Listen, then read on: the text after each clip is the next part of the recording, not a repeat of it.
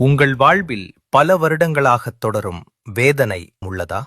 அதை இயேசு கிறிஸ்துவால் மாற்ற முடியுமா? இது எருசலேமில் உள்ள பெதஸ்தா குளம். இந்த இடத்தை மக்கள் ஒரு அற்புதமான இடம் என்று நம்பி நோயாளிகளால் நிரம்பியிருந்தார்கள். ஏனென்றால் வருடத்திற்கு ஒரு முறை தேவதூதன் வந்து குளத்து நீரை கலக்குவார்.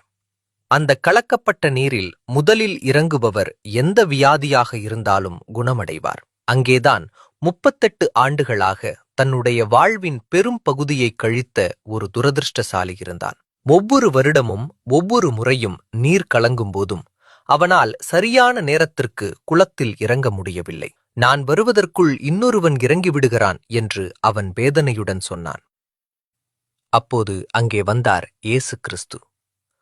38 ஆண்டுகளாக அந்த தேவதூதனுக்காகவும் தண்ணீருக்காகவும் காத்திருந்த அவனிடம் இயேசு ஒரு கேள்வியைக் கேட்டார். நீ சொஸ்தமாக விரும்புகிறாயா?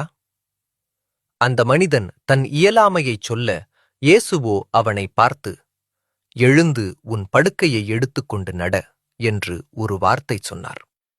38 வருடங்கள் நடக்க முடியாத அவன் உடனே குணம் அடைந்து எழுந்து நடந்தான். உங்களுடைய வேதனை எத்தனை நீளமாக இருந்தாலும் உயிரோட்டமான இயேசுவின் ஒரே ஒரு வார்த்தை உங்கள் நீண்ட கால வேதனையையும் முடக்கத்தையும் இன்றே மாற்றி உங்களை எழுந்து நடக்க வைக்கும்.